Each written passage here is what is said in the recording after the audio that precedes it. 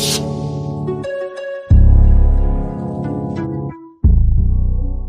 up, everybody? Welcome back to another episode of Clouded Thoughts Podcast. As you guys know, I'm Deem. I'm Ryan. It's a nice scarf, man. Appreciate it. It's pretty tough. I like it.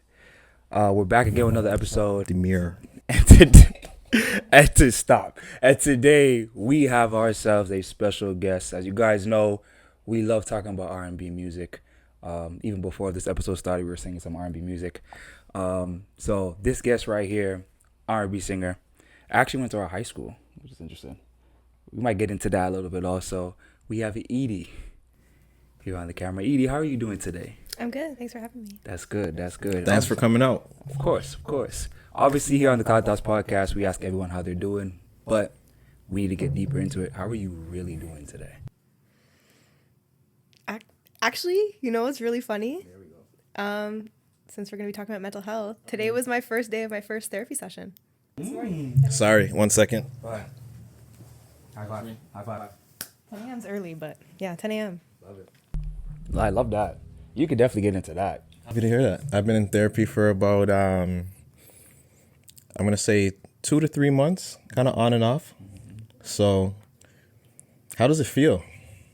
How was your first session? Well, it's like introductory, right? Like you're meeting the therapist for the first time. It was over like video chat. Yeah. But BetterHelp?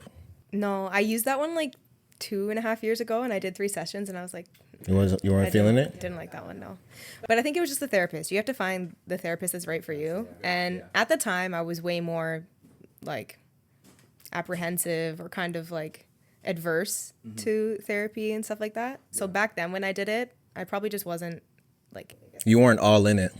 I wasn't all in it, and I was kind of just doing it because I thought I really had to. Yeah. And I didn't like the therapist. It felt like I was talking to my friend's mom, and I didn't like that because I was like... Yeah, she would say weird things, and it didn't feel professional. So I was like, I only did 3 sessions, and then I stopped. But this girl this morning, she was really professional. She was, I don't know, very introductory though. It's just like, why are you here? How did you get here? Yeah. Why do you want to be here? What do you want from me? But yeah, it was good. Okay. Well, congrats on that one. And I definitely get what you mean. You do have to find the right therapist. My first therapist wasn't. She was cool, but I just didn't feel like I was getting much out of it. So for me, it was like, I'll say this, it was a good introductory to therapy. But then I think as the sessions go on, you start to realize what you need from therapy. So my most recent therapist, I had a female therapist to start off with, and now I have a male therapist. I think it's easier for me to kind of relate in certain things, and he's able to share stories with me and kind of just give me better insight from a man's point of view versus a woman kind of thing based on the issues that I was dealing with. So yeah, but yeah, kudos to you for that. Do you use BetterHelp? I do. Yeah, so I like it. Like, I like my therapist, so I don't intend on switching as of now, but yeah. It's a great start to the podcast. I love it. Do you go to therapy? I need to start to. I've been speaking about it. I recently got coverage, so I'm going to use that to get a therapist, which is what I was thinking? Because I need you. Yeah. I was thinking because every episode I say that. So watch this. I was going to say, I don't think everybody needs therapy because sometimes they already have their outlets that are therapeutic for them. That's true. So sometimes it's like you're indirectly getting that therapy that you need, whether that's talking to a friend. Sometimes that's all people need, right?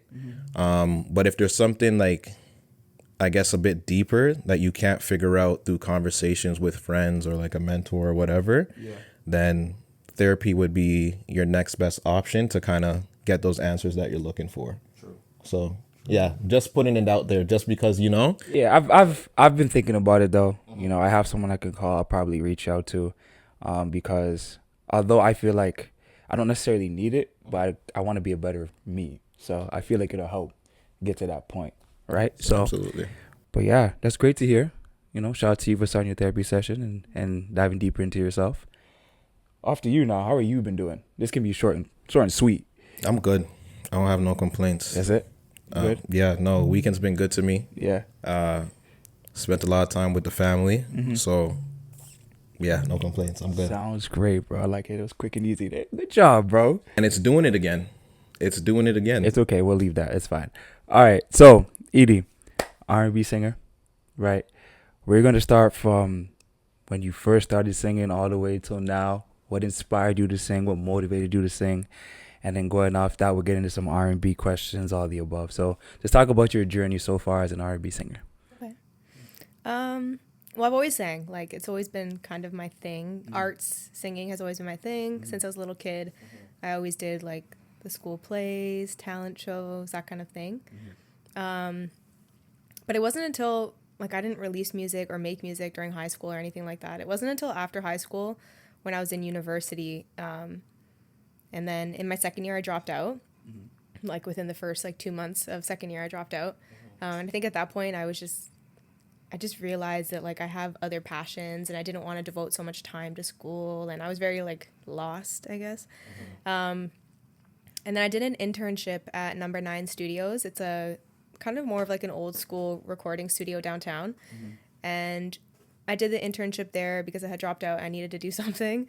And I didn't know what I was really interested at that time. I think I was like, oh, maybe I'll be a studio manager and have my own studio for other artists or whatever.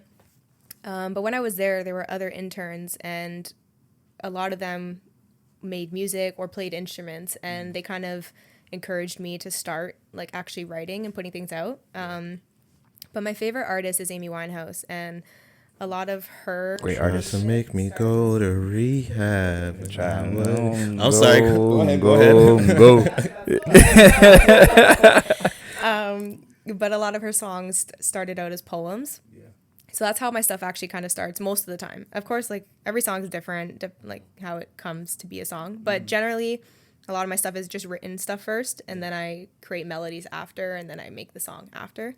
So that's kind of how it started. I just had a lot of things written. I was around musicians and people at the studio, and then while I was there, we would, like, as we're, like, cleaning that internship, first of all, I was basically just, like, a cleaner. Like, Anything to be there. Anything to be there, man. in the first few weeks of me being there, I'm, like, shoveling the driveway in the dead of winter, and I'm like, oh. Wow. Crazy. Yeah. Yeah. So while we were there was a lot of stuff we did that was not directly music related, and during that time we would be, like, talking, and then they, like, were encouraging me to write things out and try to make songs out of it, and then I would sing it to them, and then they would be like, oh, that's cool, whatever. So yeah, and then I ended up going back to school. The following fall, I went back, and then I joined some things like little clubs and stuff like that, and I met other musicians, and then I started recording, and then from there I just started actually recording, putting music out, connecting with people from, like, around here who I knew played or recorded, and then I started releasing on SoundCloud at the very beginning, and then within probably my first release was on SoundCloud, but I think my second one might have then just jumped straight to, like, streaming platforms, if I remember right. Yeah, and then, but going back to school and meeting people through that club, it was the, like, musicians at Ryerson or something. Yeah, like, that club and meeting people there really helped me. It gave me, like, my first show, and then that was, like, a big thing with a live band, performing with a live band. Yeah, and then I just started making my connections, and then really, like, figuring out what kind of music I wanted to do, what I liked doing, what I didn't like doing, to now where I make alternative R&B, and yeah. There we go. That's what's up. You want to speak on that a little bit? I got questions. You got questions too, so you get into it first. I think the biggest thing was, or my question I should say is, when you first started, like, well, you said you've always sang, right? So what was that, like, push for you to start releasing music? Was there, like, Sparking me? in a sense, was there someone that it, like, inspired you to say, like, you know what, you should just start dropping your music? Or was it just one of those things where you were like, you know what, I think I'm gonna take it upon myself to start releasing my music? Looking back on it, I think that I feel like when I was, like, emotional, I would act out in ways. Like, I dropped out of school. Like, that's a little dramatic. Like, I dropped out of school just because I didn't like it, or because there were things going on in my life that were too stressful and were making me feel away and whatever. So I dropped out of school. And then I also, okay, let me not say I quit smoking, but You eased up. more recently, no, actually, I haven't smoked since end of July, which is like, that's the longest I've ever gone in like a decade. Yeah. Okay. So I've like quit smoking. Yeah. But back then, like I used it a lot as like a coping mechanism. I don't know. I just felt like I always, or if I was really mad, I was the type to like get loud about it, or I would like act out towards other people. And I think at the time when I had dropped out of school and I wasn't in school, and then there were things going on like with my family members and, you know, like severe health issues and things like that. I just, I think it was being around those people at that studio and all of these things happening. And it just felt like it was like one thing after the other, like when it rains, it pours. Like, yeah, like it was just like bad and then bad again and then bad again. And then I just wanted to do something that released like all of these things for me, but it felt good. Like, sure, like when you smoke, you feel good for a little bit, but it doesn't last. Or like, you know, but every time I listen to that first song I ever put on SoundCloud, I still love that song. Like, and I remember making that song. I remember where I recorded it. I remember those people that helped me do it for nothing. Like, they just thought that I was good and they liked me and they're like, yeah, we can help you. And like, I appreciate all of those memories and those people who helped me in the very beginning. So yeah, I think that was what the push was, is like, how can I do something that I like to do? How can I express myself and say all these things I want to say in a way that isn't negative? Like, it's not a negative release. It's like a positive one. So I think that's what it was at the time, is that I wanted to say things without having to say it in like a negative way or act negatively. Yeah. That was actually where I was going to go too, because, you know, I've listened to some of your songs. There's a lot of passion, right? There's, if I'm being honest, there's a lot of hurt in it. So to be able to express that in your music, right, and you want other people to feel it, you kind of have to go through some stresses yourself. So you just stated that you use your music as kind of like a release, right? Is that something that you've kind of always done throughout your life? Because you said earlier on it was kind of like you didn't really come out and just start singing. It was only up until recently you kind of expressed more and released songs. So has that always been a way for you to kind of express yourself, is to sing or listen to music, to use that as like your coping mechanism now a lot? I think it is. And I remember, this is a random memory, but like I do remember this one time, I forget what it was that I did. I was a little kid and I did something and I got in a lot of trouble and like I got screamed at and whatever. And I was so sad like that I got screamed at and whatever, right?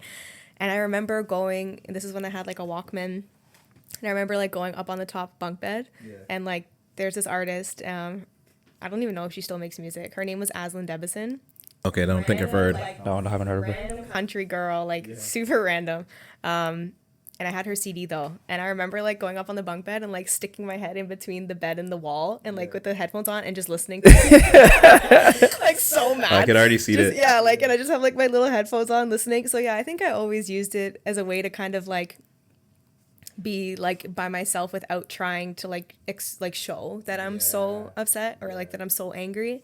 Yeah. And then it's funny, like when I look back at all the songs I've made, it's not like I'm in the studio like crying while I do it. Like, you know, like I'm not like, I'm recording tomorrow. I'm not going to be in there like crying while I do it, right? But like I don't have any happy songs. And actually the song I'm recording tomorrow is more of like a upbeat. Yeah, it's actually pop country. So that's like a little bit of a change. And maybe that's because like I'm changing maybe and whatever, and I'm trying to not like exist in such a certain type of space.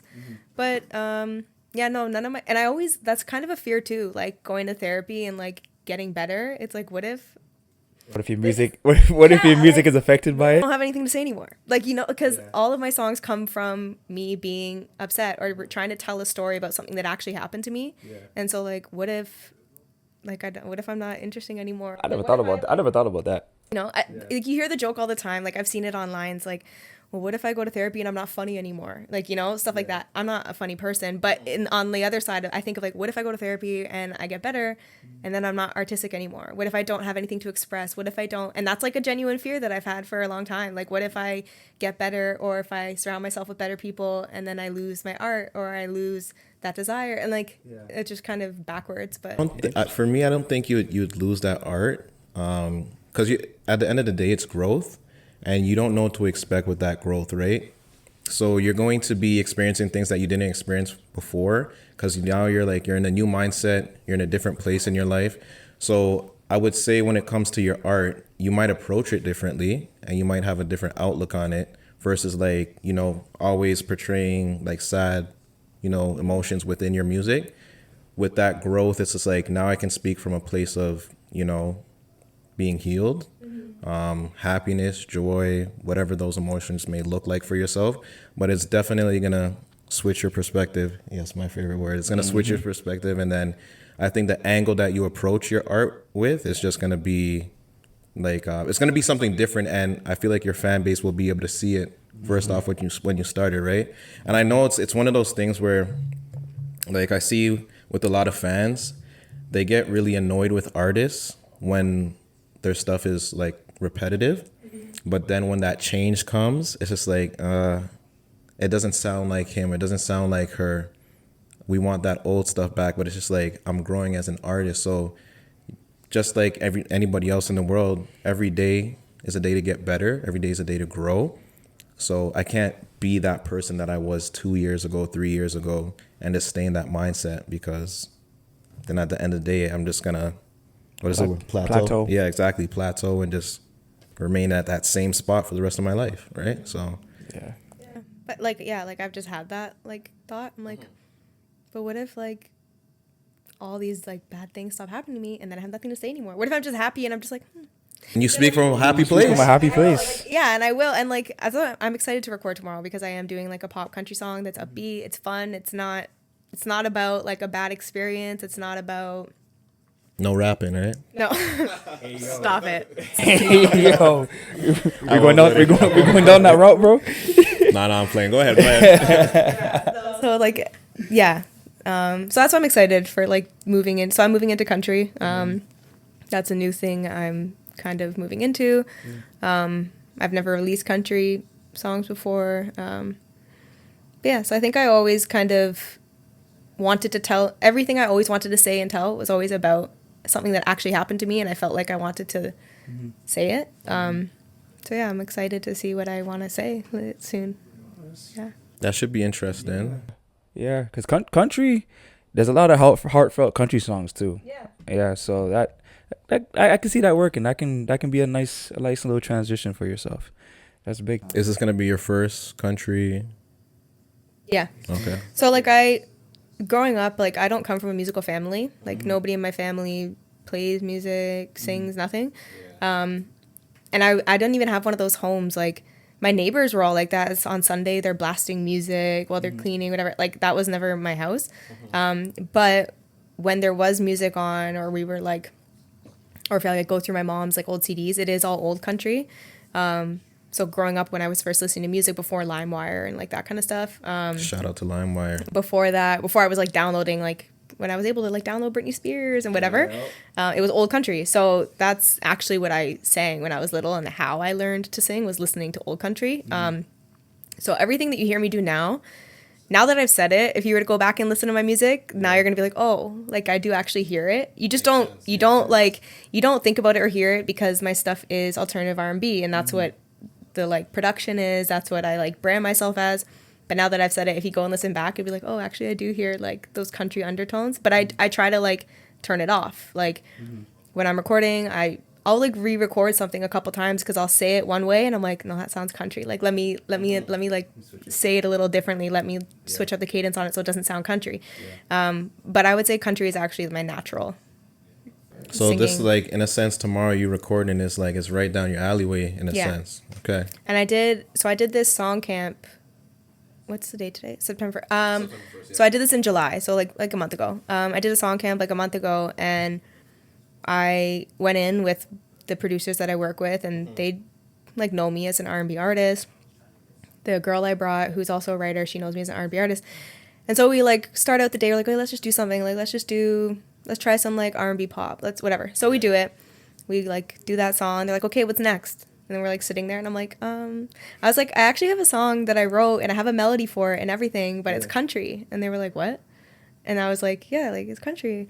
And then country's like kind of popular right now, right? Like a lot of people are doing it. So I think their first thought was a little bit like, "Oh, like now you want to do country just because it's like trendy, right?" Yeah. And they're like, "Okay, sing it then." And they were like, "Go, like do it." Kind of like, no, They like didn't believe you. yeah, like no.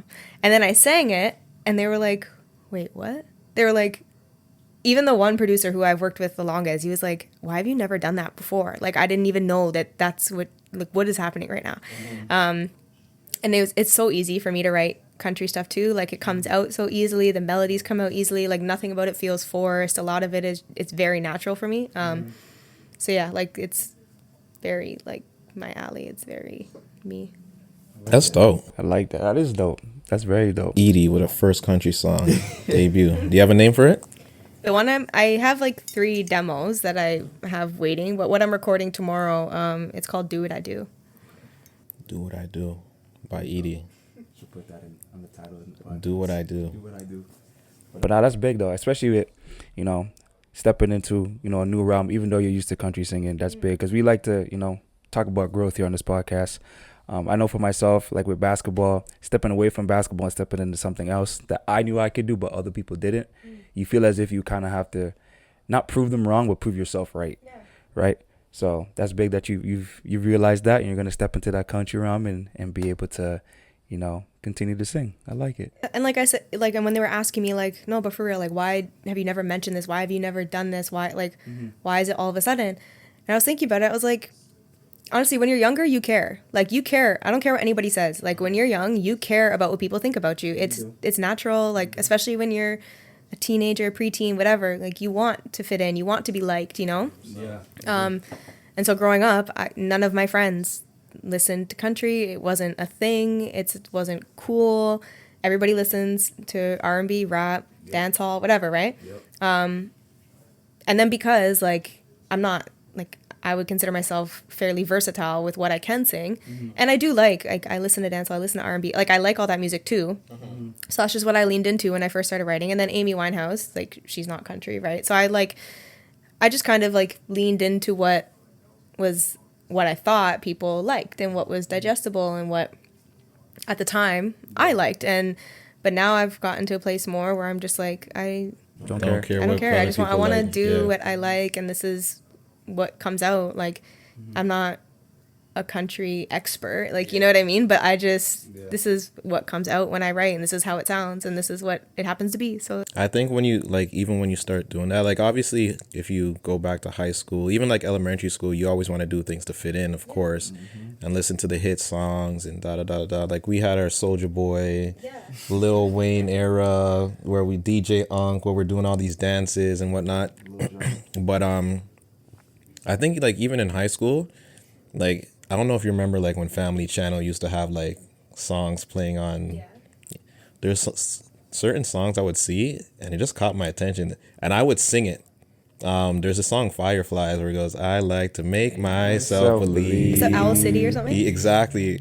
And, like, that's not my typical song, but, like, I heard it enough, and I would just, like, I would bop to it, so I kind of just, like, I rock with this song. So I took it upon myself to download it, and then, funny enough, I go to school and I start singing this song, and I'm like, hold up, not the guy singing this song too, But it's just one of those things. Like, I didn't really care what other people thought in a sense, because I'm just like, at the end of the day, when I'm not around you guys, I'm gonna listen to this music.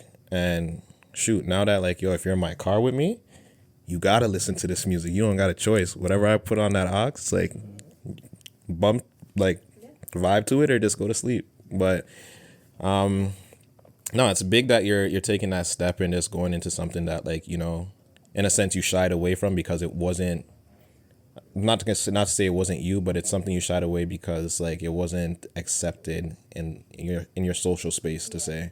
So yeah, big on you for that. It also comes with us, like, getting older. I think as you get older, you just kind of you want peace and you want to be happy at some point, right? And then in today's economy too, it can get stressful for us. So, being able to do something you like, right, and continue to do something you like, you get to a point where like, this is more about me, and if you don't like it, so be it. Yeah. Right? It makes me feel good, and I'm going to continue to do that because at the end of the day, I mean, if no one else got me, I got to have myself. Yeah. Right? So that, you like that one, huh? Yeah, I like that. Appreciate it. But yeah, man, that's big. That's big. All right. So we talked about this before the podcast about men in your life that you feel might need some more, mental health therapy or help, all the above, right? Just broad question. If you had any sort of advice you could give to men that are in your life that you feel might be, stressing or going through it and aren't capable of opening up, what would you give them? What advice would you give them?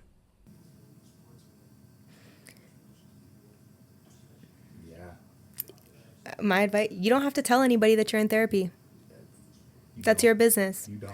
And so I think a lot of people, obviously there are so many factors that contribute to why people don't seek professional support, right? Like, and sometimes it's not a choice thing or a feeling thing. Like sometimes it is it's a logistical thing. Like sometimes it's, I don't have coverage. And we all know how much that kind of thing costs, especially in Ontario, right? Like it comes down to those kind of things, or I don't have the time. Like some people legitimately, and I think that so many people underestimate or have a hard time understanding that somebody else's life is not your life. Like just because you get to watch TV for 2 hours a day because of your work schedule or your housing situation, there are so many people who don't even have those 2 hours a day, that 1 hour a day. They work, they go home, they sleep, they go back to work. Like some people genuinely don't have the time or the access or the financial, like there's so many things. But in terms of men who have thought about wanting to get mental health help and go to therapy, but they're, they haven't, and they're a little bit nervous or unwilling. And it comes from a place of like, well, it's not talked about, and I don't want to seem like I'm unstable. I don't want to seem like I am not strong. I don't want to seem like I'm not, all of these things that probably contribute to not actually doing it. You don't have to tell anybody that you're in therapy.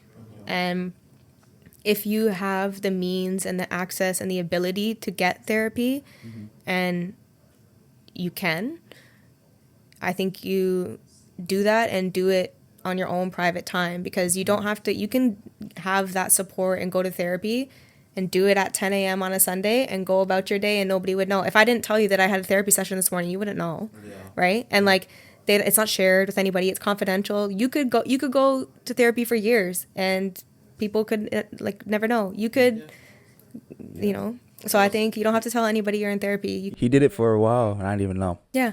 So I think like the idea that stops a lot of men from doing it, of seeming a certain way or people perceiving you a certain way, you can completely get rid of that obstacle. You just don't tell anybody you're in therapy, if that is what the obstacle is. And I think that is like a very common obstacle. So yeah, I would think it's confidential and it's private and you don't have to tell anybody. I think when it also comes to therapy, because we talk about mental health, but there's other health factors in your life, right? Some people have weight issues. Did I say weight? Weight? Okay. I feel like I said 8 issues. No, you said weight. Some people have weight issues, and then, there's times where it's just like, you got to go to the gym, and like I look at mental health like you going to the gym, right? You're taking care of your body physically, and you got to do what you got to do. You got to focus on your diet. You got to get your cardio in. You got to lift, all that good stuff, right? So when it comes to your mental health, it's just like you have to take care of that too, because at the end of the day, we take on a whole bunch of shit throughout our everyday lives, and then what's to come, right? The stress of like the fear of the future, you don't know what's to come. So like if you're not mentally prepared for those things, I feel like a lot of people crash out, right? And they get to the point where it's just like you may look at them and they look okay, but it's like, no, you're not all there. So I just look at therapy as a way to take care of your mental health in a way. Yeah, like, so before I started going to therapy, I got like a requisition or whatever from my doctor. And I asked her, she asked me, like, have you ever gone before? And I said, like 2.5 years ago, I did BetterHelp for like 3 sessions and that was it. And she was like, okay, that was 2.5 years ago. So she's like, what, like, this is a gap. Like, that's a huge gap. So obviously you had these similar issues 2.5 years ago and now it's been ongoing, blah, blah, blah. And I was like, well, I don't want to become reliant on things. I don't want, and there's like, again, there's so many reasons why people don't seek these things or seek medication or whatever. And she told me, like, the medication part is what I was very apprehensive about. And I said, because I don't want, because if also, you read things online and there's so much information online. I'm not a doctor, right? Like, and every doctor has their own medical opinion. And if you're not directly seeing a doctor who is evaluating you as an individual and then giving you advice, all the stuff online is just clouding Your thoughts. right? No pun intended. Yep. But so I said, I was like, I don't want to become reliant on it because, like, if I start taking melatonin for my sleep problems, my brain's not going to be able to produce it itself, and then if I start taking this for this imbalance, and I'm not going to be able to. And then she was like, she said 30% of, there's like the statistic about going to therapy and getting like actual medication for mental health problems. And she said 30% of people will take medication and they take it for probably like 6 to 8 months at this time. And they come off the medication and then they never take it again. They learn how to cope. They learn how to change things in their lives that were causing stress, this and that, whatever. Then the other 30%, they take it for 6 to 8 months. They come off of it. But then when life starts to get, very crazy again or hectic, they return to the medication and then they take it again. And so it's more periodic. And then over the course of their life, there's little like phases. Yeah. And then the other 30% is that they take it and then they need it because it keeps them stable and then they stay on it. So like, you don't know where you're going to fall into those statistics categories until you do it. And she also said, she was like, if I told you you were diabetic right now, would you be so embarrassed to tell everybody that you need insulin? No. And would you walk around feeling like bad that you have to take insulin? Or would you ever look at somebody else and be like, oh my God, they're on insulin? Like, exactly. Nobody does that, right? Yeah. And then just to go back to your point about, like, you mentioned like somebody having weight issues and having going to the gym. I think that's another important part of mental health as well, is that yes, there is an aspect of it that could be completely chemical. Like, it could just be a completely mental thing. It has nothing. You could be going to the gym every day. You could be a triathlon star, whatever. Like, you could be so healthy and still have these problems. Yeah. True. But for example, I did things in a little bit of a backwards order. So I started seeking help for like therapy and stuff like that. And then later, more like just this week, I did blood work. And then I got my blood work back, and she called me like 3 days ago. She's like, do you like get blood work done? And I was like, no. And because I also am not like a big like doctor person, which I'm like now becoming one. Like, I go more regularly. I book appointments in advance. Like, that's a new thing for me too. I just never really liked going to doctor's offices. I hated going to the dentist. I hate everything medical. Yeah. I was like, no, I don't get anything done. And she's like, yeah, so your vitamin D is almost non-existent. Your B12 is low and your white blood cells are low. And she's like, are you vegetarian? Do you take supplements? And I was like, no, I don't take supplements and I'm vegan. Yeah. And she was like, yeah, so I'm going to give you all of these like supplements, and when your body absorbs so I'm going to take supplements and blah, blah, blah. And she's like, once that absorbs into your body and it gets back to like appropriate levels, you're probably going to see a massive change in your cognitive functioning, your mood, all of these things. So there are so many things that contribute to your mental health as well that aren't necessarily like therapy isn't going to change my B12 levels. Therapy isn't going to change my vitamin D levels, but like, you have to take care of all parts of your body because it all connects like most of the time. So like health overall. Yeah. So you have to like, it's not just about trying therapy or trying medication for depression or anxiety or whatever, or just like going to the gym. Like, you have to kind of monitor, and that like that is on you, like that is your responsibility to monitor yourself, because you have to be your own advocate. No one's going to advocate for you, especially in like our healthcare situation. Nobody's doing that for you. Like you have to make the appointments, you have to go, you have to ask, you have to push to get the requisition or to get the, you know, referral, whatever. So yeah, so I think like it's a all over thing that all connects. But it's definitely on you as an individual though, right? Because just speaking on that and like coping mechanisms themselves, right? You went to R&B and singing as a coping mechanism. I know for myself, if I was ever going through anything, I would just play basketball. That was my safe haven. Him, I used to smoke, drink a little bit. you went right to the negative coping mechanism, bro. I would cry a little bit, or I'd write. That's another one, right? So What did you write? Kind of poetic myself. Oh, okay. Don't ask me to drop no poems today, but like when I get in my bag and like my mind is, you know, spiraling, I like to write down things like wherever my mind is going. So whatever is constantly like replaying in my head, I'll write it down, and I'll kind of like make up a story or a poem, and I'll do it from like a third person point of view. That's cool. Yeah. So in a sense, it's like, it seems kind of weird now that I'm saying it out loud, but it's almost like I'm writing, but when I read it back, it's like someone speaking to me. Yeah. So.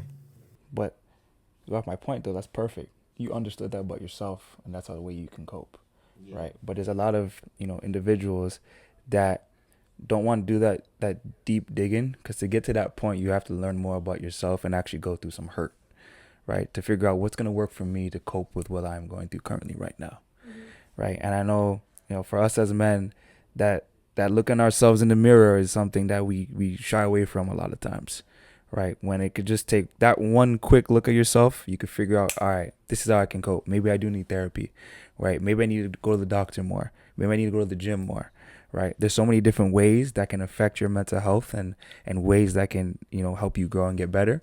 But you won't understand what you need unless you look at yourself and you actually do that internal, you know, learning. So I think that's... You have to be very active with doing this. A lot of people just... I think when it comes to anything, it's like a lot of people do a lot of planning, but there's no action. Yeah. Yeah. And like even when it comes to therapy, it's one thing to be sitting down talking to your therapist, but when that session is done, phones are off, and you go about like your normal day. It's like you have to be mindful of the things that, you know, you spoke about in therapy, and then you have to put that into play, because when real life scenarios do come into play, it's just like, okay, you got to stop and think to yourself, okay, like I just had a session like 2 days ago. What will my therapist tell me to do, or what did I discuss? What advice did they give me? And this is like the perfect opportunity for me to put this into play, right? And then I call it it's like active therapy in a sense. So when you put those things into place, like that's when you're gonna start to see the growth, and then it's just like now you're no longer that person that has to try to, you know, have that coping mechanism in a sense where you're relying on certain things, whether, you know, drink, smoke, whatever. You don't have to rely on those things no more. You can do it with a more conscious mind and kind of navigate through life differently and going forward. Well articulated, man. I appreciate it. That was good. That was really good. But all right, let's get into something fun though. So, right? Is it a game? Not a game. Okay. Not really a game, but I was gonna ask you to drop. I love games. Ask you to drop a freestyle. You want to drop a freestyle? Let's play a game. I'm not dropping no freestyle. I can tell you that. Not a rapper, but all right. You don't have to be a rapper to rap. I hope you know that. Okay. All right. And you don't have to be a singer to sing. All right. So, I guess kind of a game, not really, but if you two both, right, say, you know, you went through something traumatic, you're sad, whatever it might be, you're in your room, you have one song to play, right, from one artist. What are you playing? Who? Wait, you need to give me like a hypothetical situation. Okay. Like the what is the trauma? Like Yeah. that determines. Breakup. Breakup? Crazy breakup. Wonderful by Leanne LaHavas. If that's how you say her name. Leanne LaHavas. I've never heard that song. I definitely probably have to tap into that one. Wale. You play Wale? Breakup song. I guess. I mean, Really? 100%. I've never heard you listen to Wale though. That's the thing. You've never heard me listen to Wale. It's a point up, broke up. Yeah, sad in your room. I get it. I hear you. But also, Wale does have great music, and my brothers can vouch for me. Okay. I think I bought like 3 of his albums as well. Okay.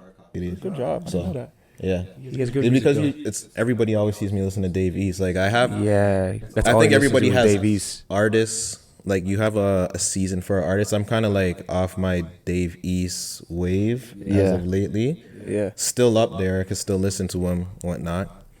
But yeah, definitely Wale is one of those people because he's very poetic. And like I said, Makes sense. me Like- being Mr. Poetry over here, you could tell by the scarf and I get everything. it. I get it. We get it. We get it. We get it. But next scenario. All right, you have a rough day in the studio. Didn't go as well. Didn't go as planned. Right. You go to the grocery store to get your groceries. You lift the bag up. The food drops out of the bag. Right. She's listening to Khalees. You go home. You get. You so much right. You know those ones. You get in the car. There's no music. There's no music playing. You scream a little bit in the car because no one else can hear you. You're driving home. You have to play one song at that moment. What do you play? Honestly, Say DMX. DMX crazy. if this happened to me like tomorrow, Yes. Draga by Molly Don. Do I know that one? I don't. But yo, every song she's giving us right now. Can we're we get gonna like a have to find. preview of how that song sounds? Like, Oh, I like what you're doing. I like. Don't do that to you know who Molly Don is, so don't do that to me. That's actually rude. Don't do that to me. no, like okay, you don't have to sing the lyrics, but it's like, what's like? Give us like a melody. You guys know who Molly Don is, right? No, I'm not gonna lie. I don't know honest, what that is. don't. Maybe I do, and maybe I've heard the music, and I just haven't. Bad. It's dancehall. I am not doing a dancehall preview, guys. We look bad. Damn, we look bad, bro. Why would you ask that? You should just let it go. You're thinking.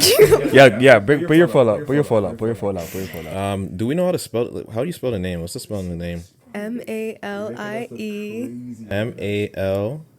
MALIE DON. Oh yeah. There we Okay, go. yeah.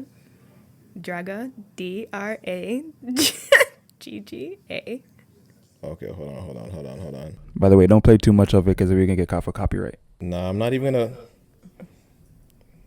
I don't even know. Yo, Don't know. Is this I a don't new? know. This is a new artist. He's been like a few years. I'm not gonna lie. I don't know who that is. Really? You know V6. Yes. That's Molly Don and I forget who the other person is. Okay.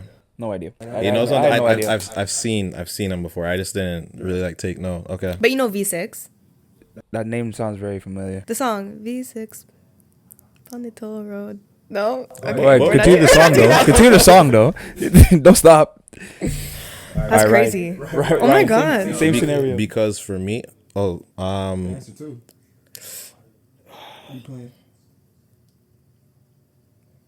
don't know. Before I used to listen to Meek Mill when I was. I mean, we all did. Yeah. We all had a. But I Meek Mill remember phase. there's a moment that stands out to me specifically. I had to wake up early one morning, go take my dad to work. I had to go drop him off to work.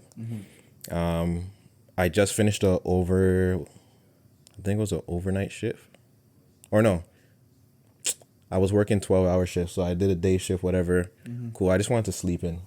Next day, my dad woke me up, said, "Yo, can you bring me to work?" And I'm just there like, bro, it's my day off. Like, I'm trying to sleep, whatever. Hugged it, charged the game, went to go drop him off. And then on my way back, trying to calm down, somebody cuts me off. Or like, no, I'm trying to merge into a lane, and this person's speeding up. And I'm just like, yo. And I was listening to Meek Mill at the time, too. I was listening to Issues. That's not gonna calm you down. Oh, listen, when I mean to tell you, me and this guy went at it. Yeah. And I'm just like, yo, I sped home. Okay. And yeah. But I don't know, probably Meek Mill. All right. Last scenario. All right. A loved one passes away. You're in your bathroom, about to go take a shower, whatever it is. You have a moment where you can just release tears, all the above. What song is playing in the background during this moment? Take some time. For myself, yo, honestly, I feel like I might get backlash for this, but I will listen to "I Wish" by R. Kelly. Okay. I feel like that song. I don't know. Every time I hear it, I wish.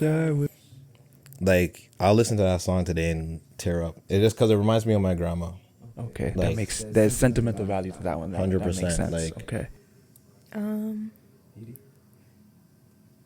There's two that like come to mind like real quick. I think I would listen to "Love Is a Losing Game" by Amy Winehouse. I was about to say there had to be an Amy Winehouse song. I think "Love Is a Losing Game" by Amy Winehouse, and then maybe "Godspeed" by Frank. Two very good songs. What about yourself? I know those two songs. I don't think you answered any of these. I didn't. You guys didn't redirect it. No, I need you to answer. I kinda tiptoed out of that. Listen, your sad moment. Yeah, he's gonna listen to J. Cole. Oh yeah, first one was like "Heartbreak." Okay. Heartbreak? You're gonna listen to some J. Cole. I could already see that. Nah, I wouldn't. I'm just thinking about like heartbreaks I went through. What I did listen to. Probably all of the Take Care album. Okay. From Drake. That's actually my favorite Drake album. Mad emotional. Yeah. What do you mean? No, go ahead. going through it, No, fam. that's fine. That's fine. If it's a scenario where my day's just not going well and I pick up my groceries and the whole bag breaks, I'm probably listening to Big X The Plug. I'm not gonna lie to you. That one Out caught of me off Texas. guard. I know it did. That one caught me off. Because I'm gonna be pissed. I'm not gonna want to be in a sad moment. So Yeah, that's why I picked this. Like, I need to listen to something like you know, like to get it out. Like, So nigga, I'm from Texas. Blasting that. I didn't expect that. And then the In the Shower, Loved One Passes Away. There's actually a song, which is it's random. There's a song off of, I might get backlash for this one too. There's a song off P. Diddy's new album, right? Guys gotta chill. You guys are laughing.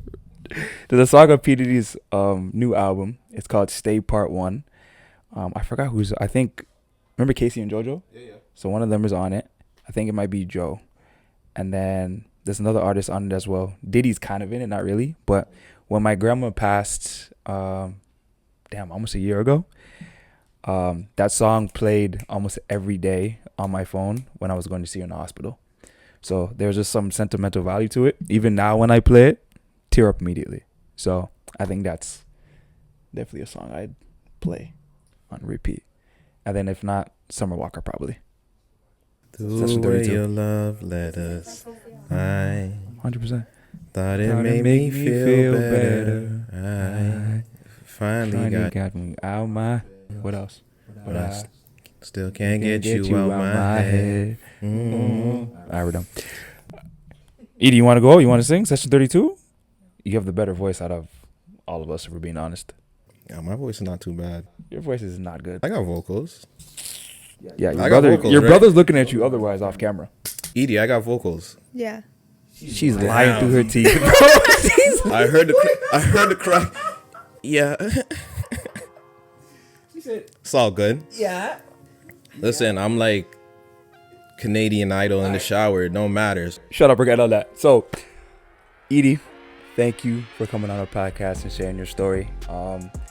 Opening up a little bit about mental health, about yourself, and seeing a therapist, your R&B music, all of the above. I'm gonna allow you this moment right now to give yourself a little promo as well. Is there anything you want to shout out for yourself? Any new music coming out that you want to let the Hold on, what's the name of the song again? The one I'm recording tomorrow. Yeah. Do What I Do. Do What I Do What I Do by You Eadie. might- First country hit. There we go. Yeah. There we go. Well, I just released a song last week. It's called Wait For Me. Alternative R&B. I think it's super cool. It's a really good car song if you're driving. It's really good in the car. So check that out. It's on all streaming platforms. I've got some pretty cool like little short visuals for it. If you go onto my YouTube channel, my most recent music video for Ripped Off was directed by me. Ripped Off, I actually like that one. Yeah, Ripped Up. I played that in the gym. I listen to R&B in the gym, so I definitely play that in the gym. No, I ain't gonna sing. Come on, I gotta bro. leave that to her, please. I don't want to butcher my a song. God, bro. But yeah, that music video is directed by me. So that was really like a cool thing for me, and I love that music video. And yeah, follow me on socials to check out my country music that will be coming out. EADIEE. Yeah. Perfect. You guys can find us on TikTok, find us on Instagram, you can find us on YouTube, you can find us on Apple Podcasts, Spotify Podcasts, all the above. Definitely tune into this episode. I think you guys can definitely learn a lot with this one. Go to Eadie's page as well. Beautiful music. Got some more music coming out. Definitely tap in. All this information will be down below in the YouTube content and on our Instagram. You can find it all there. But with that, as you guys already know, I'm Deem. I'm Ryan. That's Eadie, and we're out. Love you guys. Peace.